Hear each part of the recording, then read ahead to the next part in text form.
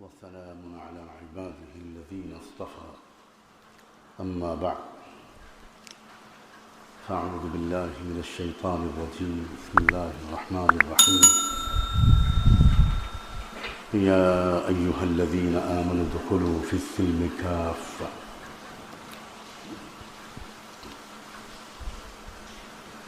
سبحان ربك رب العزة عما يصفون وسلام على المرسلين والحمد لله رب العالمين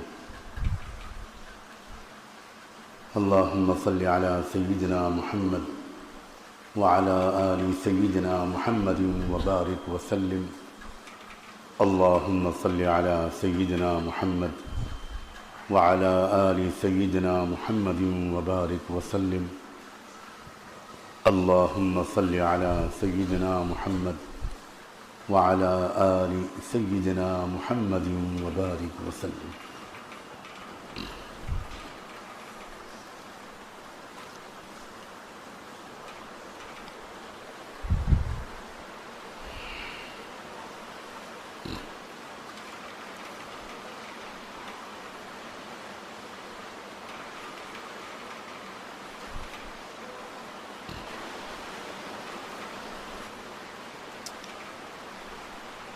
ہم سب کا اپنے بارے میں یہ فیصلہ ہونا چاہیے اور یہ عزم اور ارادہ ہونا چاہیے کہ ہم اللہ تعالیٰ کے پورے دین پر عمل کریں گے۔ اکثر یہ غلطی ہوتی ہے کہ پورے دین پر لانے کے لیے جو محنت کی جاتی ہے، جو کوشش کی جاتی ہے، اس میں زمانے کی ضروریات کے لحاظ سے، حالات کے لحاظ سے دین کے کسی خاص عمل پر، کسی خاص شعبے پر زیادہ زور دیا جاتا ہے، اور اگرچہ بار بار یہ کہا جاتا ہے کہ زور اس شعبے پر دیا جا رہا ہے، مقصود پورے دین پر چلنا ہے۔ اگرچہ بار بار یہ کہا جاتا ہے، لیکن عجیب سی فطرت انسانی ہے یا تلبیس ابلیس ہے کہ تھوڑے دن کے بعد جس خاص پہلو پر زور دیا جاتا ہے، جس شعبے پر زور دیا جاتا ہے،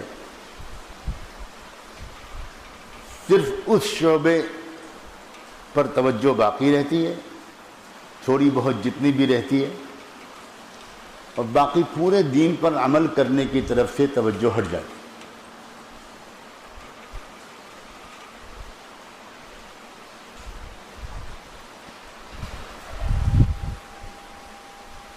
بار بار فرمایا کرتے تھے حضرت مولانا الیاس رحمۃ اللہ علیہ کہ میری اس محنت کا مقصد احیاء جمیع ما جاء به النبی صلی اللہ علیہ وآلہ وسلم، یہ انہی کے الفاظ کہ میری اس محنت کا مقصد اس پوری زندگی اور اس پورے دین کا زندہ کرنا ہے جو لے کر آئے تھے رحمت دو عالم صلی اللہ علیہ وآلہ۔ لیکن یہ اسی تلبیس ابلیس کا نتیجہ ہے جو ہم سب دیکھ رہے ہیں کہ عام طور پر اس محنت میں لگے ہوئے لوگوں کی اکثریت اس دور میں پورے دین پر عمل کرنے کی نیت ہی نہیں کر رہی۔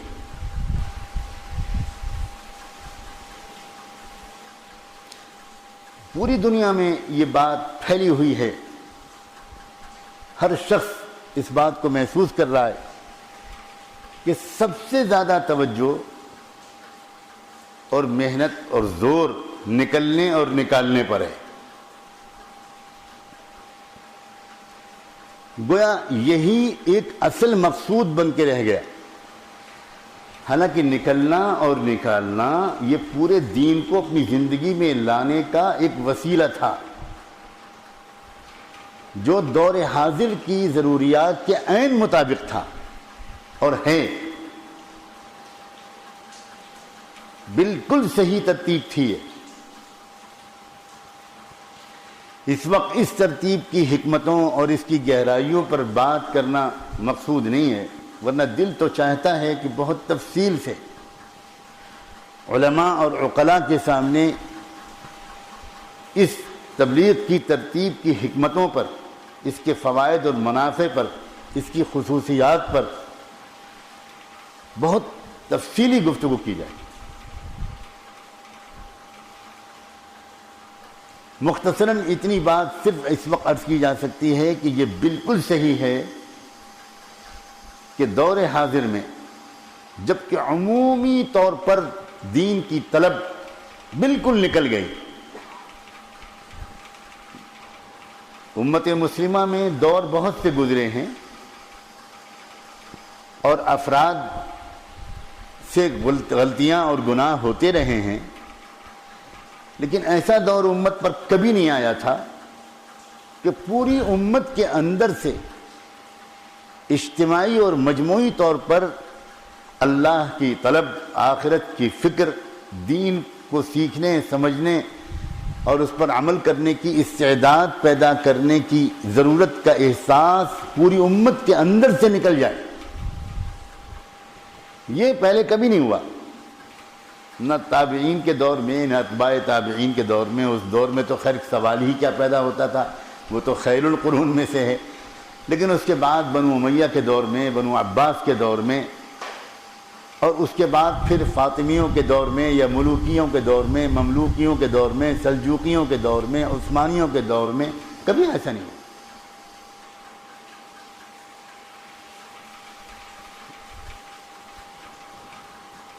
عام طور سے ہوتا یہ تھا کہ ایک مسلمان اس کی زندگی کے کسی نہ کسی حصے میں آخرت کی فکر اور اللہ کی طلب آ ہی جاتی تھی۔ بہت سے خوش نصیب وہ تھے جو شروع سے اس معاملے میں سنجیدہ ہوتے تھے، کچھ ذرا دیر سے متوجہ ہوتے تھے، کچھ اور دیر سے متوجہ ہوتے تھے، لیکن ایسا تو شاید و باید ہوتا ہوگا کہ کوئی شخص بوڑھا ہو کر مر بھی جائے اور اس کے ذہن میں اللہ کی طلب، اتنی اصلاح کی ضرورت کا احساس، دین کے سیکھنے کی ضرورت کا احساس آئے ہی نہ۔ یہ جو دلوں کی کیفیت آئی ہے، یہ تو جب سے منحوس یورپ کا مزاج پوری دنیا پر چھایا، مادیت میں ڈوبا ہوا مغرب، آخرت سے بالکل غافل مغرب، روحانی احساسات سے بالکل محروم مغرب، اور پیٹ اور شرمگاہ، ان دو چیزوں کا پجاری مغرب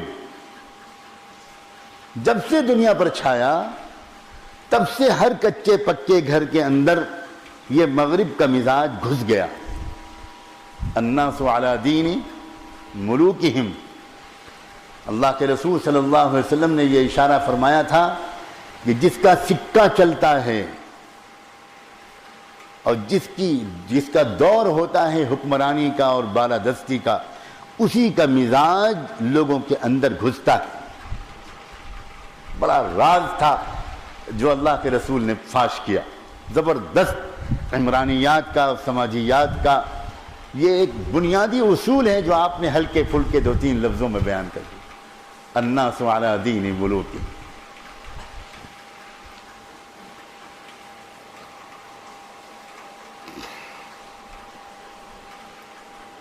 جب یہ کیفیت پیدا ہوئی بے طلبی کی،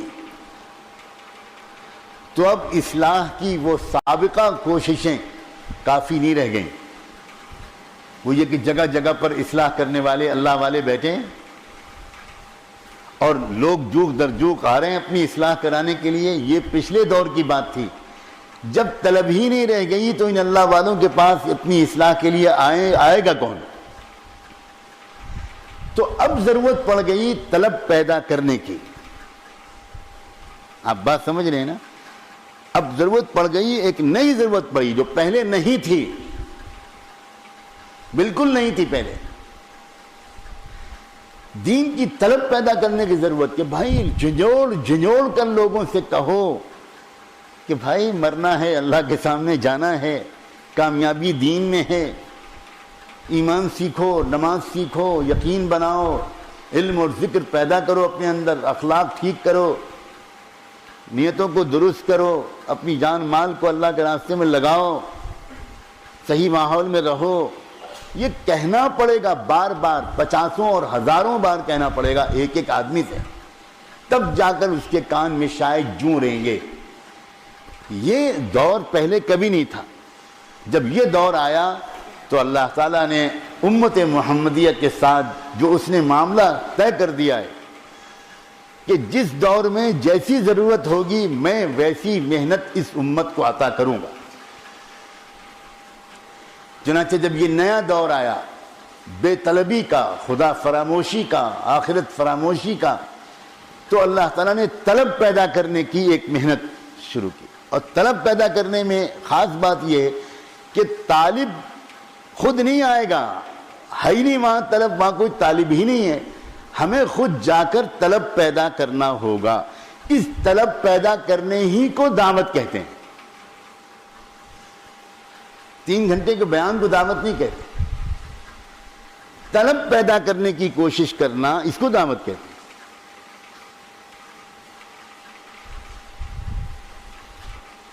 بلا شبہ یہ وقت ٹھیک زمانے کے تقاضے کے مطابق اللہ کی طرف سے دیا گیا ایک بہترین عطیہ ہے دعوت و تبلیغ کا کام.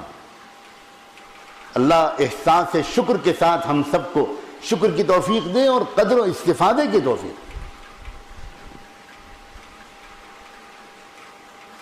لیکن دیکھو کیا ہوتا ہے، یہ بار بار امت میں ہوتا رہا ہے اور اس پر نظر رکھنی پڑتی ہے. اللہ والوں کو، علماء ربانیین کو نظر رکھنی پڑتی ہے. استغنا کی صفات سے مالا مال علماء کو ان باتوں پر نظر رکھنی پڑتی ہے، حکمت اور محبت کے ساتھ، مگر جرت کے ساتھ. جب تبدیلیاں آنے لگتی ہیں اور انحراف آنے لگتا ہے تو اس پر اس کے سنبھالنے کی کوشش بھی کرنی پڑتی ہے. چنانچہ آپ دیکھو، عام طور سے آپ صحیح لفظوں میں خدا کرے میں ادا کر سکوں، عام طور پر کیا ہم سب یہ محسوس نہیں کر رہے کہ پورے دین کے سیکھنے کی طلب پیدا کرنے کا جو اصل مقصد تھا وہ اکثر ذہنوں سے بالکل اوجھل ہو گیا. ہوا ہے کہ نہیں ہوا؟ بولو. بالکل اوجھل ہو گیا. ایک مرتبہ بنگلور میں جو آخری بڑا اجتماع حضرت جی مولانا انعام الحسن صاحب رحمۃ اللہ علیہ کے دور میں ہوا تھا،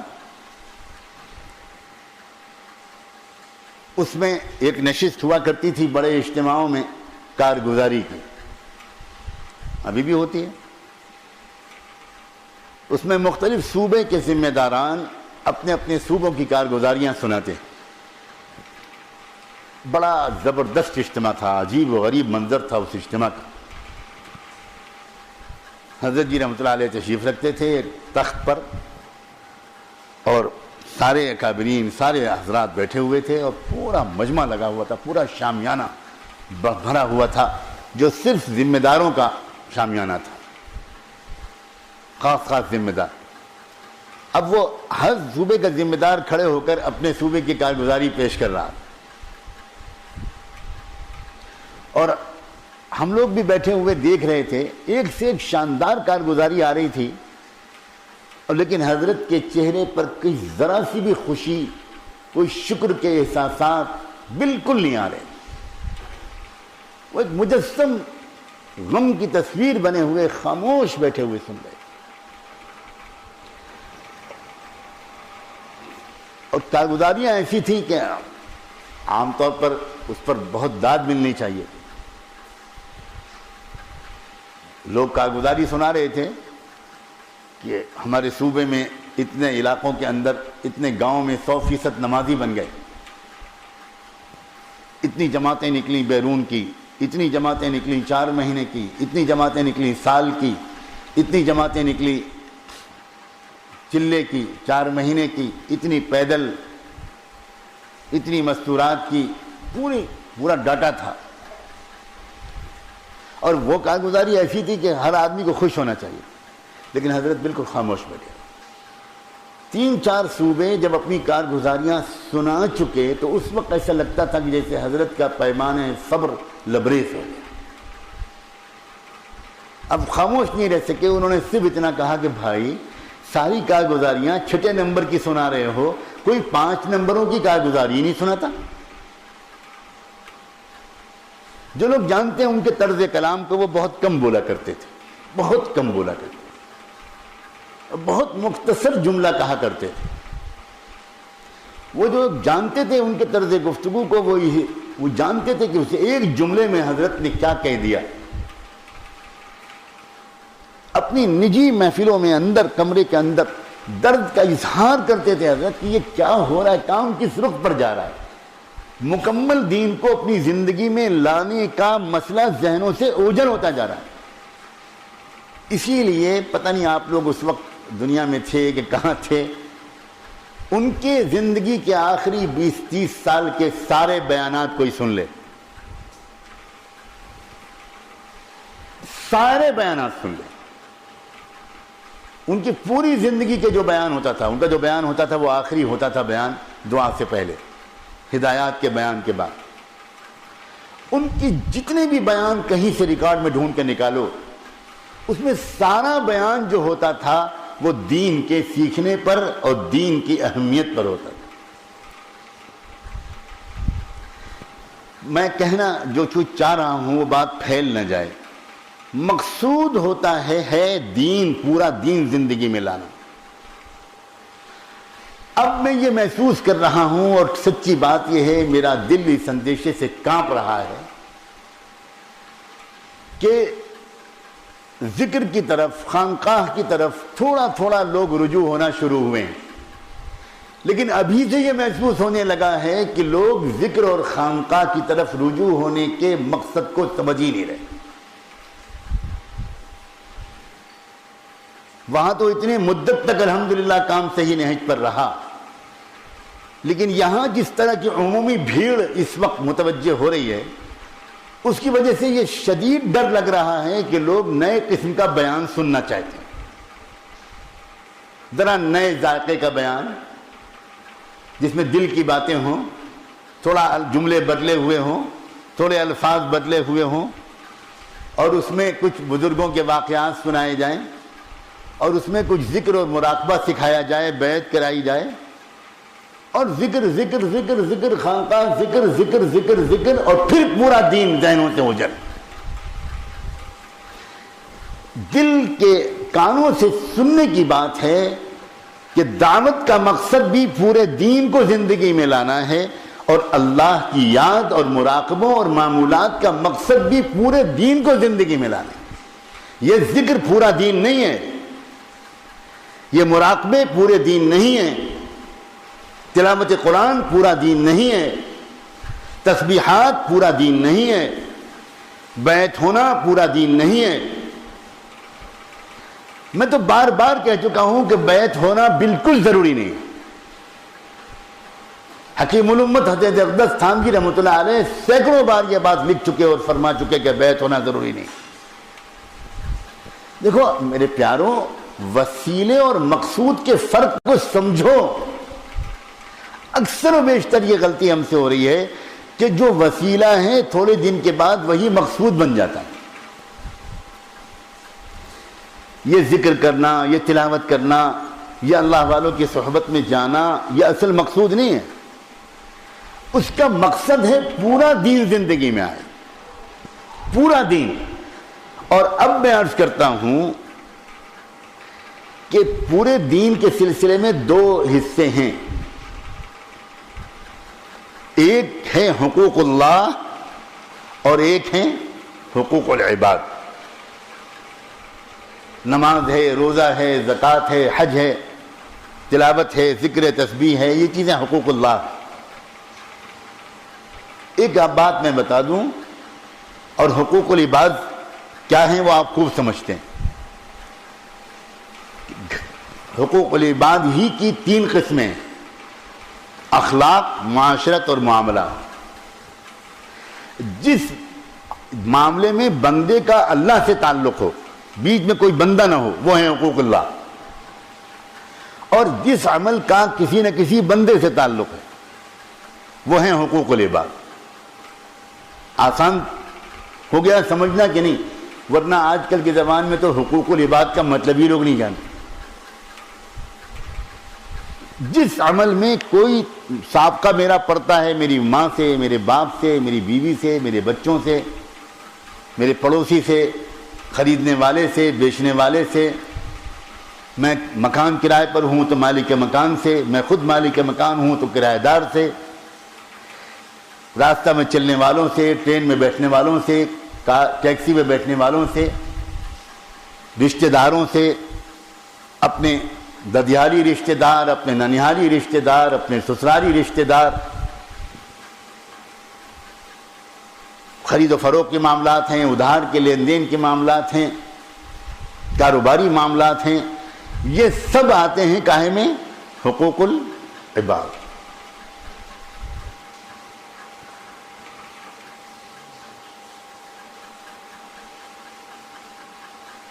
ایک بات اور زیادہ غور سے سنیے. نفس کی کشمکش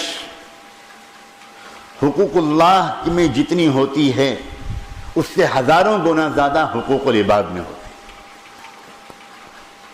بہت اہم بات ہے. 5 وقت کی نماز پڑھنا اتنا مشکل کام بالکل نہیں ہے جس کو ذرا سی بھی عادت پڑ جائے. اس کے مقابلے میں کہ کبھی جھوٹ نہ بولے آدمی اپنے کاروبار میں، یہ زیادہ مشکل کام.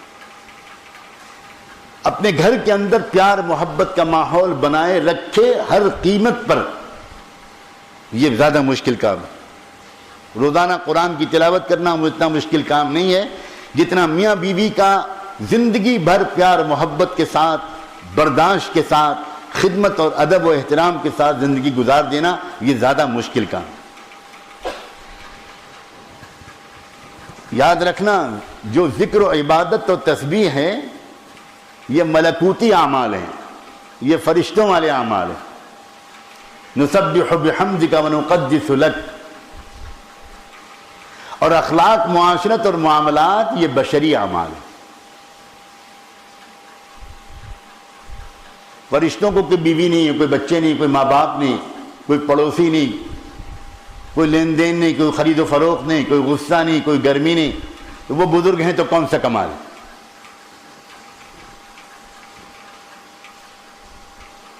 بد نظری نہیں کرتے، کون سا کمال ہے؟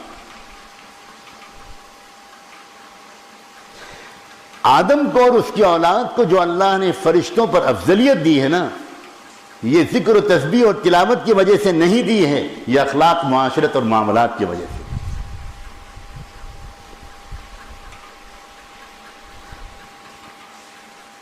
اصل جو وجہ ہے ہماری اشرف المخلوقات ہونے کی، وہ اخلاق اور معاشرت اور معاملات والے احکام ہیں. کیونکہ یہاں اللہ کی شریعت میں اور نفس کے تقاضوں میں زبردست ٹکراؤ ہے. اسی لیے اللہ تعالیٰ کو وہ بندہ بہت زیادہ پسند ہے جو اخلاق اور معاشرت اور معاملات کو ٹھیک کر لے. اس پر بہت توجہ کی ضرورت ہے. اس عاجز کا شدت سے احساس ہوتا جا رہا ہے کہ اگر ابھی سے اس بارے میں بہت زیادہ مذاکرے نہ کیے گئے اور بہت صاف لفظوں میں نہ بتایا گیا تو پھر وہی غلطی ہم سے ہوگی کہ ہم پھر ذکر و مراقبے کو اصل سمجھنے لگیں گے. ہمارے اس دور کے سب سے بڑے مصلح میری دانست میں حکیم الامت حضرت تھانوی گزرے. ان کا تو حال کچھ دن کے تجربے کے بعد یہ ہو گیا تھا کہ وہ بیعت ہونے والوں کو ذکر بتاتے ہی نہیں تھے، بلکہ وہ آسانی سے بیعت ہی نہیں کرتے تھے. پہلے اخلاق اور معاشرت اور معاملات کی اصلاح کرواتے تھے.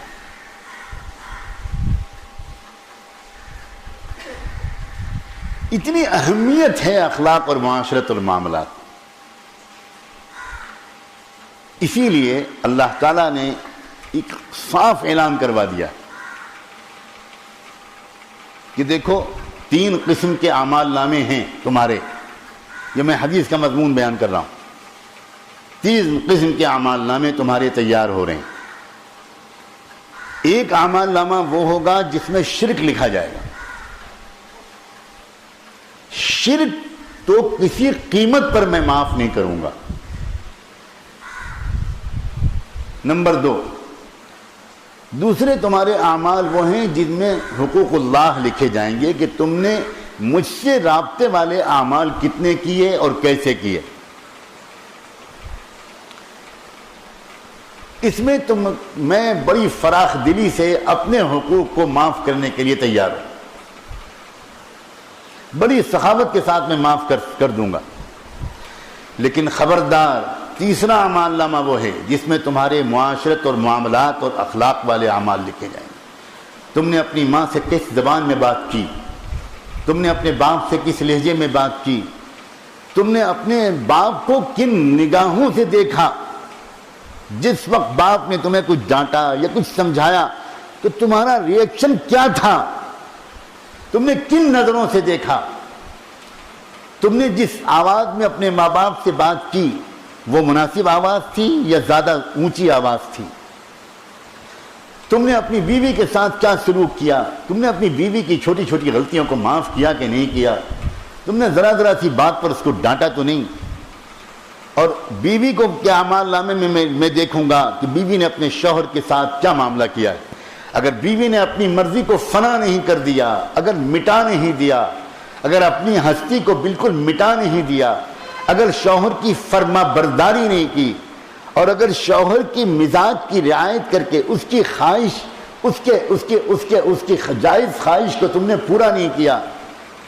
شوہر چاہتا تھا کہ تم میرے ماں باپ کی بھی خدمت کرو، لیکن تم نے ضد کی کہ نہیں، یہ میں خدمت نہیں کروں گی. یہ وہ معاملات ہیں، یہ وہ اخلاق ہیں.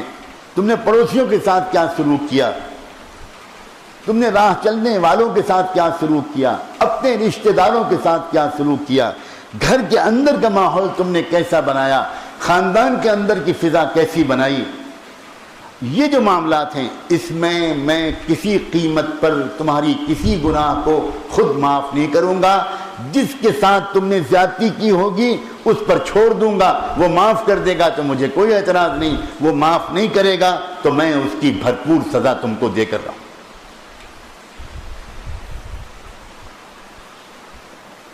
اتنی اہمیت ہے معاشرت اور معاملات کے مسئلے کی. آج کل جو ہو رہا ہے اس کے تذکرے کو چھوڑیے. آپ جو چند لوگ یہاں بیٹھے ہیں، آپ ایک ارادہ کر لیجئے، ایک فیصلہ کر لیجئے کہ آپ سب سے زیادہ جو نگرانی اور اپنی کریں گے وہ اپنے اخلاق اور معاشرت اور معاملات کی کریں. اور آپ اگر کسی سے بیعت ہیں اور کسی کو آپ اپنا رہبر مانتے ہیں اور آپ اپنے حالات اس کو لکھ کر دیتے ہیں تو آپ صرف یہ مت لکھیے کہ معمولات کی پابندی نہیں ہو پا رہی ہے یا ہو پا رہی ہے.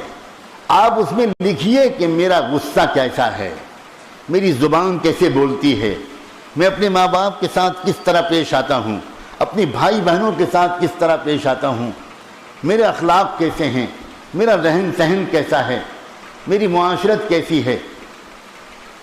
آپ کی داڑھی لمبی ہو گئی، آپ کا کرتا لمبا ہو گیا، آپ سمجھے کہ آپ ہو گئے دیندار. یہ بہت سنگین غلط فہمی ہے اور اب صاف لفظوں میں ان چیزوں کی اصلاح ضروری ہے. اکثر و بیشتر یہ ہو رہا ہے کہ ایک انسان جب تھوڑا سا کرتا پاجامہ، ٹوپی، داڑھی، کچھ نماز روزہ تلاوت شروع کر دیتا ہے تو وہ اپنے کو بہت دیندار سمجھنے لگتا ہے اور دوسروں کو حقیر سمجھنے لگتا ہے. وہ بالکل بھول جاتا ہے کہ خود اس کے اندر بدتمیزی ہے، بے ادبی ہے، وعدہ خلافی ہے، رشتہ داروں کے ساتھ اچھا سلوک نہیں ہے. وہ خود غرضی ہے، وہ خود غرض ہے. اس کا اصل فکر یہ ہوتی ہے کہ میرا کام چلے، کسی کا دل دکھے یا دکھے، مجھ سے کوئی مطلب. یہ اصل دین نہیں ہے، یہ پورا دین نہیں ہے. آج کل ایک بہت بڑی مشکل یہ ہو رہی ہے کہ نہ تو ہم خود اخلاق اور معاشرت کی اہمیت کو سمجھے ہوئے ہیں اور نہ ہم اپنے بچوں اور بچیوں کی اصلاح کی کوئی تربیت کرتے ہیں۔ چنانچہ عام طور پر یہ ہو رہا ہے کہ ہم اپنی بچیوں کی شادی کر کے رخصت کر دیتے ہیں ان کو، اور ان کو بالکل نہیں سکھاتے کہ ان کو سسرال میں کیسے رہنا ہے، بالکل نہیں سکھاتے۔ اگر بہت دینی تعلیم کا شوق بھی ہے، بہت دینی تربیت کا شوق ہے، تو مدرسے میں بھیج دیتے ہیں عالمہ بنانے کے لیے۔ یہ بہت اعلیٰ درجے کا جو شوق ہے۔ اب مدرسے میں کیا پڑھایا جا رہا ہے ہماری بچیوں کو؟ خاص اور عام کی بحث، مطلق مقید، یہ پڑھایا جا رہا ہے۔ اور خلافاً للشافعی، خلافاً لظفر، خلافاً لابی حنیفہ، خلافاً للصاحبین، اور اصول الشاسی اور سراجی اور ہدایہ، یہ پڑھایا جا رہا ہے۔ اور وہ جب دلہن بن کے جاتی ہے تو شوہر آ کے یہ مسئلہ نہیں پوچھتا کہ بھئی اگر چوہا کنویں میں گر جائے تو کتنے ڈول پانی نکالا جائے گا۔ شوہر تو یہ دیکھتا ہے کہ روٹی پکانا آتا ہے، سالن پکانا آتا ہے، خدمت کرنی آتی ہے، اور صاحبزادی کو یہ سب کچھ نہیں آتا۔ اس لیے بھی نہیں آتا کہ انہوں نے اسکول کالج میں پڑھا، وہاں بھی نہیں سکھایا جاتا، اور اس لیے بھی نہیں آتا کہ انہوں نے مدرسے میں پڑھا، وہاں بھی نہیں سکھایا جاتا۔ ہماری بچیوں کے مدرسوں میں زیادہ تر ان کو وہ پڑھایا جا رہا ہے جس کی ان کو زیادہ ضرورت نہیں پڑنی زندگی میں، اور جس کی ان کو زندگی میں ضرورت پڑنی ہے نہ گھر میں سکھایا جا رہا ہے، نہ مدرسوں میں سکھایا جا رہا ہے، نہ اسکولوں میں سکھایا جا رہا ہے۔ چنانچہ جاتے ہی تھوڑے ہی دن کے بعد وہ لیلا مجنوں کا رشتہ تو ایک آدھ ہفتے تک چلتا ہے، پھر اس کے بعد آٹے دال کا بھاؤ معلوم ہونا شروع ہوتا ہے، سچائی نکلتی ہے بالکل۔ وہ 2-4 دن کا عشق معاشقہ ہوتا ہے، اور اس کے لیے بھی ساس بڑی بے چینی سے انتظار کرتی ہے کہ کمبخت یہ ہفتہ تو سال بھر کی طرح ہو گیا۔ الساس مساس وما ادراک مساس، ہر ساس بھول جاتی ہے کہ وہ بھی کبھی بہو تھی، اور آپ نے اپنی بچی کو سکھایا ہی نہیں ہے کہ تم کو دل کیسے جیتنا ہے ساس کا۔ آپ کا داماد آپ کی بیٹی کے ناک نقشے پر فدا ہو سکتا ہے، ساس نہیں فدا ہوگی، گھر نہیں فدا ہوگا۔ اور رشتہ صرف شوہر سے نہیں ہوتا، پورے گھر سے ہوتا ہے۔ قرآن مجید کی وہ آیت جو حضور پاک صلی اللہ علیہ وآلہ وسلم ہر خطبہ نکاح میں پڑھا کرتے تھے، اسی میں صاف فرما دیا گیا وَاتَّقُوا اللَّهَ الَّذِي تَسَاءَلُونَ بِهِ وَالْأَرْحَامَ، اسی میں فرما دیا کہ اس اللہ کے تقوی کے ساتھ زندگی گزارنا جس اللہ کے نام پر یہ رشتہ ہوا ہے، سوال جواب ہوا ہے۔ یہ جو سوال جواب ہوا، یہ جو رشتہ ہوا، اس رشتے سے جتنے رشتے بنے ان سب کا خیال رکھنا۔ تمام مفسروں نے اس آیت کی تفسیر میں یہ لکھا ہے کہ اس آیت یہ بتا رہی ہے کہ سسرالی رشتہ داروں کا سب کا خیال رکھنا۔ یہ مت سمجھنا کہ میرے ذمے میرے شوہر کی خدمت ہے، یہ بڈھا بڈھی کہاں سے آ گئے۔ آج کل کا فیشن یہی ہے، آج کل کی لڑکیوں میں ان کے شیطانوں نے ان کے دل میں یہ بات ڈال دی ہے کہ میری ذمہ داری صرف شوہر کی خدمت کی ہے، باقی کچھ نہیں مطلب مجھے۔ عجیب و غریب بات ہے، سبحان اللہ۔ ایسی لڑکیوں سے پوچھے کہ تمہاری بھابھی بھی اگر یہی کہے کہ میری ذمہ داری صرف شوہر کی ہے تو نن بھاوش کی لڑائی مہابھارت کو بھلا دے گی۔ ایسی لڑکیوں سے کوئی پوچھے کہ بھائی بہت اچھا، یہ فتویٰ بہت مناسب ہے، بہت مناسب ہے، لہذا ہم تمہاری بھابھی سے کہہ دیتے ہیں کہ تم کو ایک پیالی چائے کبھی نہ پلائے، کچھ نہ کرے تم کو، نہ تمہاری امی کو، نہ تمہارے ابا کو، نہ کسی کو، کوئی مرے وہ سب گلیں، بہو کے ذمے تو صرف شوہر کی خدمت ہے۔ یہ آج کل کی لڑکیوں کا مسلک ہے، پتہ نہیں یہ کون سی فقہ ہے بھائی، ہم نے تو کسی مسلک میں یہ پڑھا ہی نہیں آج تک، یہ کون سی فقہ ہے۔ یہ کس وجہ سے ہو رہا ہے؟ اس وجہ سے ہو رہا ہے کہ ہم نے اپنے بچوں کو اپنے گھر میں معاشرت کے دین سکھایا ہی نہیں، ان کو بتایا ہی نہیں کہ قرآن و حدیث میں اس سلسلے میں کیا ہے، فطرت کیا کہتی ہے، شریف لوگوں کا کیا ہمیشہ سے دستور رہا ہے۔ گھر میں پیار محبت کا ماحول کیسے بنایا جائے. اور معاشرت دراصل گھومتی ہے مناکحات کے ارد گرد. یاد رکھنا حضرت شاہ ولی اللہ رحمۃ اللہ علیہ تعبیری استعمال کرتے ہیں معاشرت کے لیے مناکحات کا. شاہ صاحب غضب کی شخصیت تھی. میں جو ان کا دیوانہ ہوں بلا وجہ نہیں ہوں. ہر تعبیر کے پیچھے ایک راز ہے. اس کا مطلب وہ کہتے ہیں کہ خاندانی تمام رشتے جو گھومتے ہیں وہ دراصل نکاحی رشتے کے ارد گرد گھومتے ہیں. اس کا مطلب یہ ہوا کہ اگر بچی نے اپنے گھر میں آ کر صحیح ماحول قائم فرمایا تو پورا گھر معاشرتی احکام پر عمل کرنے والا بن جائے. اور اگر بچی نے شادی کے بعد اپنے گھر میں جا کر صحیح طریقے پر نہیں رویہ رکھا تو پورا گھر معاشرتی احکام سے محروم ہو جائے. پھر ایک کی غلطی، پھر دوسرے کا غصہ، پھر اس کی زیادتی، پھر زیادتی کے جواب میں زیادتی، پھر گروپ بندیاں، ایک ادھر گروپ بنے گا ایک ادھر گروپ بنے گا. عجیب قسم کی کیفیت ہوگی.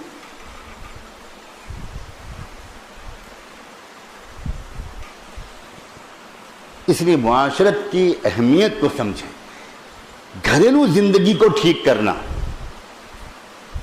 تدبیر منزل، اپنے گھریلو زندگی کو بالکل صحیح رکھنا، محبتوں کے ساتھ، برداشت کے ساتھ، نبھانے کے ساتھ. اور اس سلسلے میں حضور نے عجیب و غریب ہدایات. آپ نے فرمایا کہ دیکھو عورت جو پیدا کی گئی ہے وہ پسلی سے پیدا کی گئی، اور پسلی کا سب سے ٹیڑھا حصہ اس کا اوپری حصہ ہوتا ہے. اس لیے تم شوہروں سے کہا کہ تم ایک کام کرنا کہ تم ذرا ذرا سی بات پر پکڑ کر کے اس پسلی کو سیدھا کرنے کی کوشش مت کرو. سیدھا کرنے کی کوشش کرو گے کہ ٹوٹ ہی جائے. تم تو اس کے ساتھ نباہ کرنا سیکھنا. کیا عجیب تعبیر ہے. جن کی شادیاں نہیں ہوئی ہیں وہ ابھی نہیں سمجھ پا رہے ہیں، جو بھگت رہے ہیں وہ سمجھ رہے ہیں،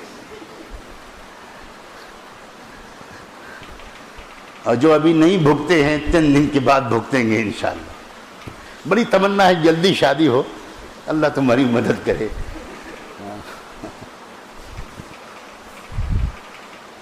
عجیب کمبخت یہ چیز ہے. اس سے مفر بھی نہیں اور بعد میں ندامت کے آنسو بہانے کے سوا کوئی چارہ بھی نہیں. میں ایک زمانے میں الرجی کا مریض ہو گیا تھا. ذرا موسم بدلتا اور میری حالت خراب ہوتی. سال کے 5-6 مہینے بہت تکلیف میں رہتا تھا. میرے ایک شاگرد تھے امریکی، انہوں نے بہت اصرار کیا کہ آپ اپنی پورے رپورٹس اور فائلیں دیجئے مجھ کو، میں امریکہ بھیجتا ہوں، بہت بڑا الرجی کا انسٹیٹیوٹ ہے وہاں بھیجتا ہوں، انشاءاللہ وہاں سے جو علاج آئے گا اس سے آپ کو فائدہ ہو. میں نے ان کی بات مانی اور اپنی کاغذات اور رپورٹ ان کو دے دی اور انہوں نے سب وہاں امریکہ الرجی کے انسٹیٹیوٹ میں بھیج دی. وہاں سے جواب میں میرے نام جو خط آیا اس کا پہلا جملہ تھا کہ Mr Nomani, allergy is a disease which can not be cured, please learn to live with it. Allergy ایک ایسی بیماری ہے جس کا کوئی علاج نہیں، آپ صرف یہ سیکھیے کہ اس کے ساتھ زندگی کیسے گزاری جاتی. تو اگر مائک نہ چل رہا ہوتا تو میں کہتا کہ بیوی is a disease which cannot be cured, please learn to live with it. اور بیویوں سے کہتا کہ شوہر is a disease which cannot be cured, please learn to live with him. ایک خوبصورت نباہ کرنے کا طریقہ ہے جو رسول پاک صلی اللہ علیہ وسلم نے قرآن نے بڑے پیار سے سکھایا ہے. بار بار قرآن مجید نے گھریلو زندگی کے تذکرے کو چھیڑا ہے. کوئی مذہبی کتاب دنیا کے لوگوں کی لکھی ہوئی ایسی نہیں ہو سکتی جس میں ایک آیت میں، پچھلی آیت میں نماز کا تذکرہ ہو، تقوی کا تذکرہ ہو، روحانیت کا تذکرہ ہو، ذکر کا تذکرہ ہو، توکل کا تذکرہ ہو، اور اسی آیت میں فوراً گھریلو زندگی کا تذکرہ ہو. کیا حسن ہے اسلام کا. اسلام نے، قرآن نے ابواب نہیں بنائے کہ یہ باب ہے اخلاق کا، یہ باب ہے معاشرت کا، یہ باب ہے عبادات کا، یہ باب ہے، یہ تو باب بعد میں قانون کی کتابیں لکھنے والوں نے بنائے ہیں۔ یاد رکھنا، اسلام پر عمل قانون کے مزاج کے ساتھ نہیں ہو سکتا، اسلام پر عمل قرآن کے مزاج کے ساتھ۔ دیکھو اس بات کو سمجھو، قانون تو اس لیے بنایا جاتا ہے کہ جب معاملہ کسی طرح نہ بنے تب قانون کا سہارا لیا جائے۔ قانون تو آخری شکل ہے،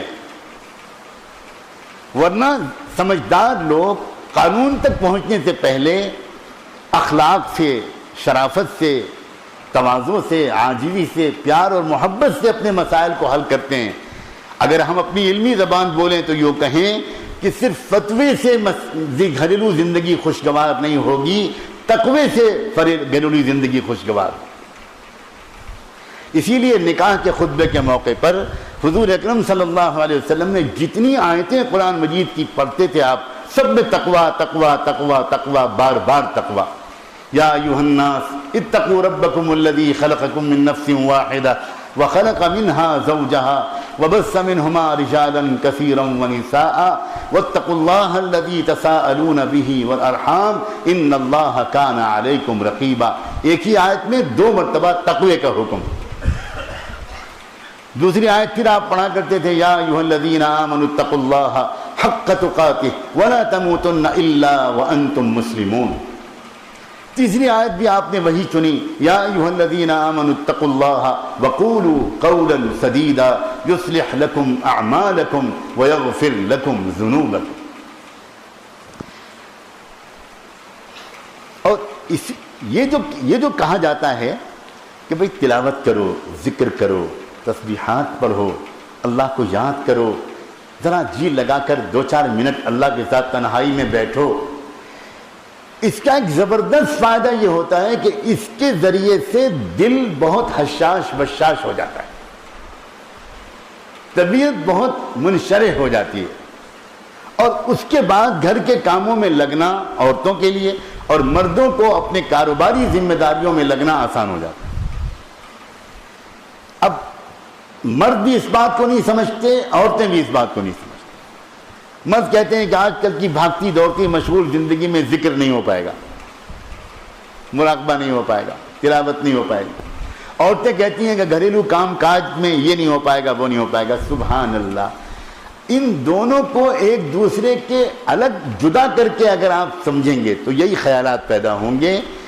یہ ذکر، یہ مراقبے، یہ تلاوت، یہ اللہ تعالیٰ کے ساتھ تھوڑی دیر بیٹھنا مردوں کو ان کے کاموں میں بہت زیادہ قوت دلائے گا، نشاط دلائے گا، برکت دلائے گا، صحیح فیصلہ کریں گے وہ اپنے کاروباروں میں، غلط فیصلے سے بچیں گے۔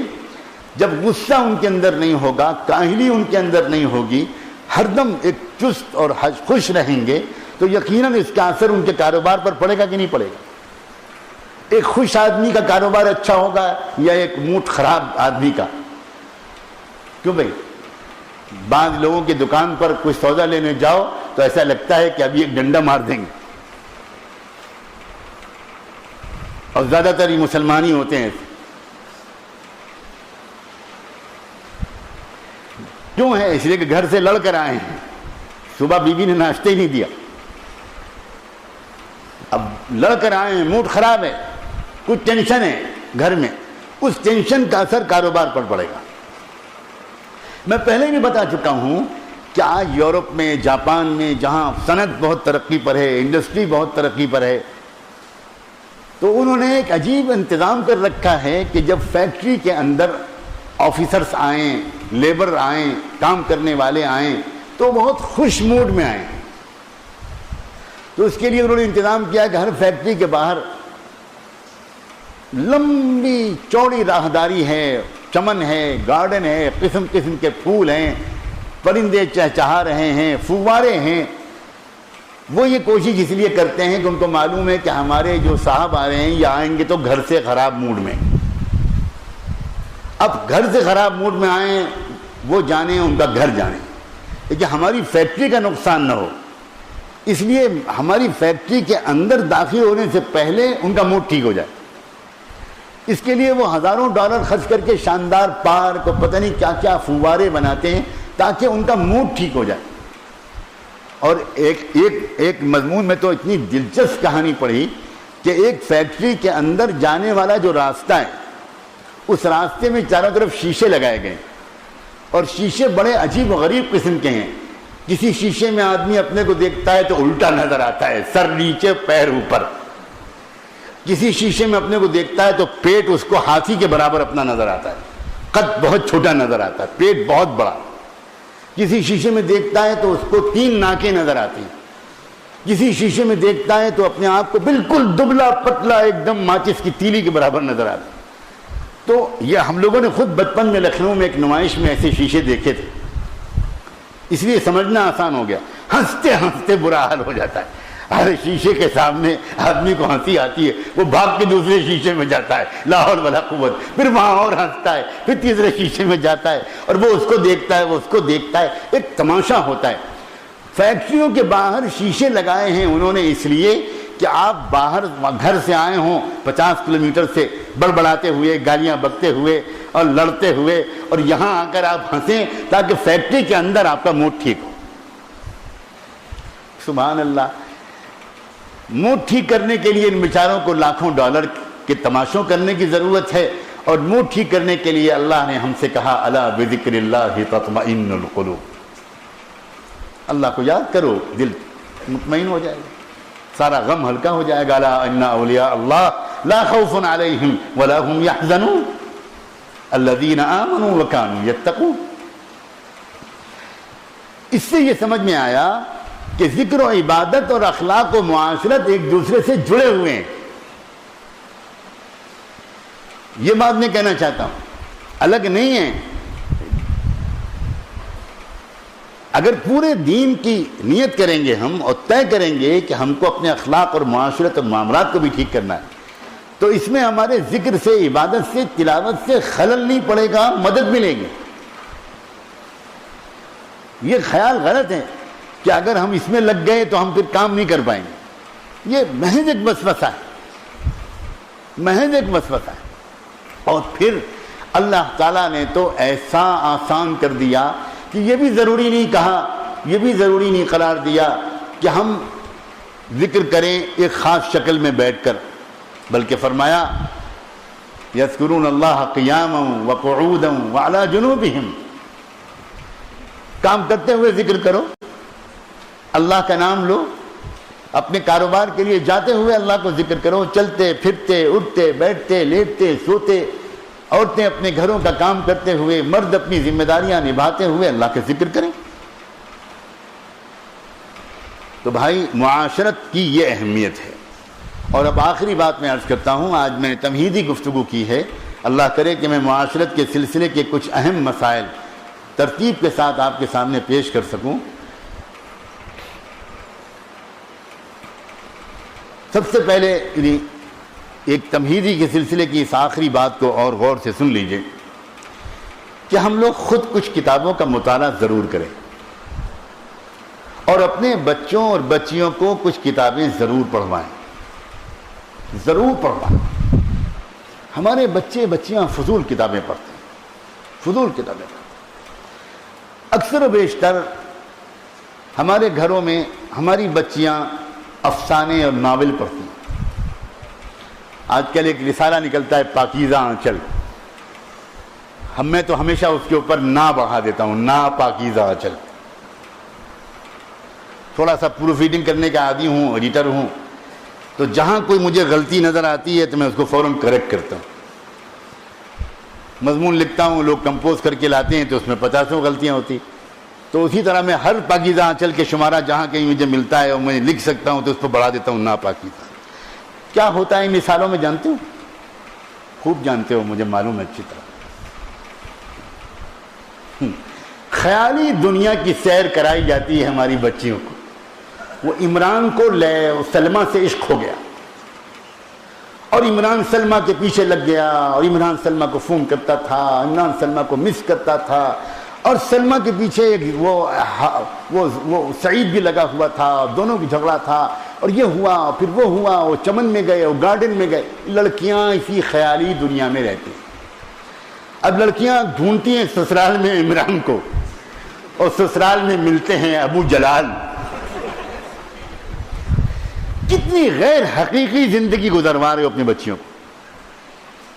کیا ہو رہا ہے؟ تصورات کی دنیا میں، خیالی دنیا میں.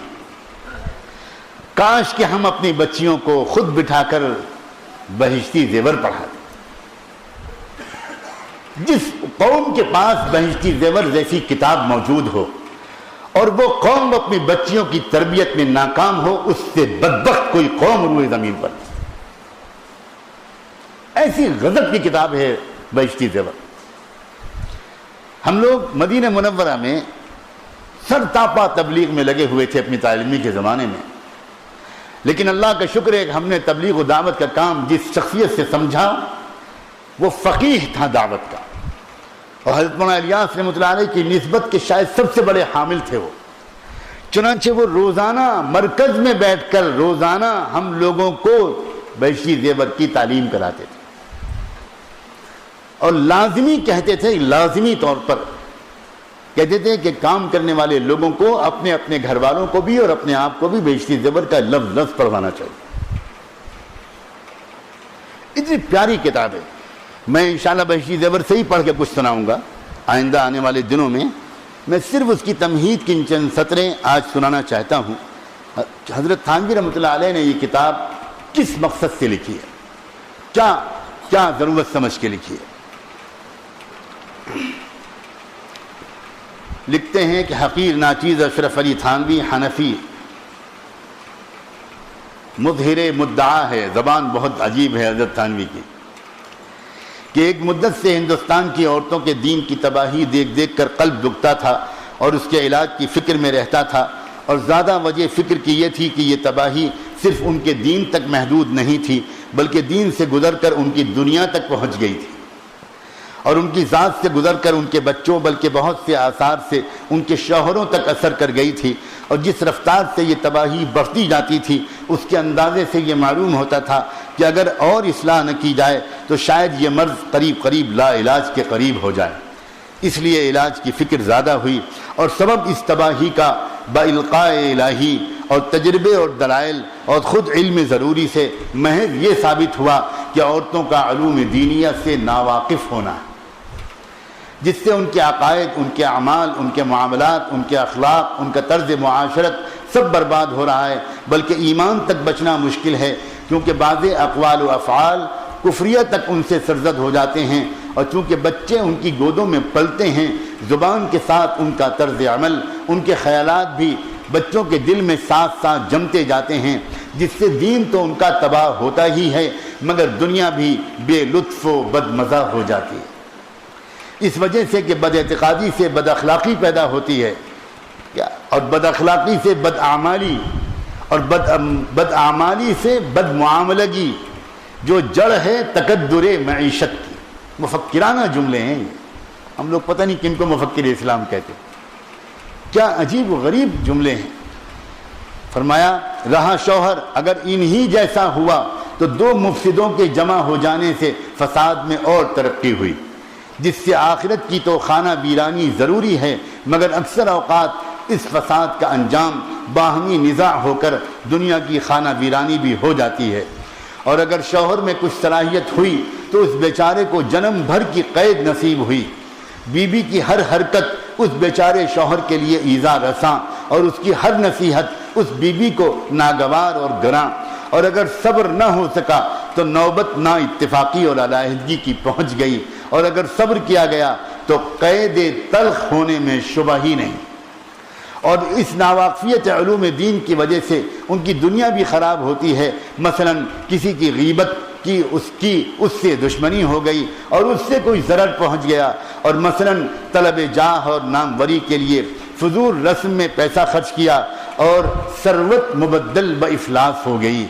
یعنی فقیری اور غریبی آ گئی امیری کی جگہ پر، حالات بدل گئے، اور مثلاً شوہر کو ناراض کر دیا، اس نے نکال باہر کیا یا بے التفاتی کر کے نظر انداز کر دیا، اور مثلاً اولاد کی بے جا ناز برداری کی اور وہ بے ہنر اور نامکمل رہ گئی، ان کو دیکھ دیکھ کر ساری عمر کوفت میں گزری، اور مثلاً مال اور زیور کی لالچ بڑھ گئی اور لالچ کے بقدر مال اور زیور نہیں مل پایا تو تمام عمر اسی ادھیڑ بن میں کاٹی، اور اس طرح بہت سے مفاسد لازمی و متعدی اس ناواقفیت کی بدولت پیدا ہوتے ہیں، کیونکہ علاج ہر شے کا اس کی ضد سے ہوتا ہے، اس لیے اس کا علاج واقفیت علم دینی یقینی قرار پایا۔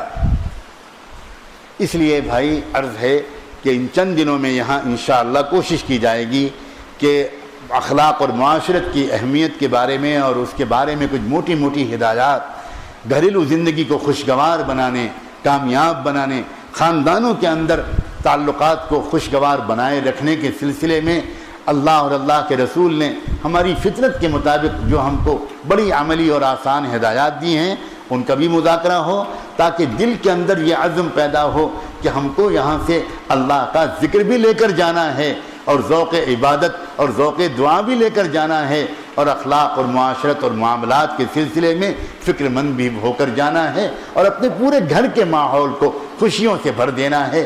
تو تلخ تعلقات، لڑائی جھگڑے، میاں بیوی کے درمیان ٹینشن، اولاد اور ماں باپ کے درمیان دوری، یا نند بھاوت کے درمیان کے جھگڑے، ساس بہو کے درمیان کے جھگڑے، یا اور رشتہ داروں کے درمیان کے جھگڑے، یہ دین کو بھی برباد کرتے ہیں اور دنیا کو بھی برباد کرتے ہیں۔ آخرت میں بھی نقصان پہنچے گا ان کا اور دنیا میں بھی نقصان پہنچ رہا ہے۔ بلکہ ایک بزرگ کے بقول آج پوری دنیا میں مسلمانوں پر جو حالات ہیں وہ اصل میں اخلاق، معاشرت اور معاملات کے احکام پر عمل نہ کرنے کی، اصل میں اخلاق، معاشرت اور معاملات پر عمل نہ کرنے کی وجہ سے دنیا بگڑتی ہے، عبادات کے نہ کرنے کی وجہ سے آخرت بگڑتی ہے، لیکن دنیا جو بگڑتی ہے یہ اخلاق، معاشرت اور معاملات کی وجہ سے بگڑتی ہے، اور ہم کو اپنی دنیا بھی بنانی ہے اور ہم کو اپنی آخرت بھی بنانی ہے۔ لہذا ہم کو ذکر و عبادت پر بھی زور دینا ہے اور اخلاق، معاشرت اور معاملات پر بھی زور دینا ہے اور پورے دین پر عمل کرنے کی کوشش کرنا ہے۔ وآخر دعوانا ان الحمد للہ رب العالمین۔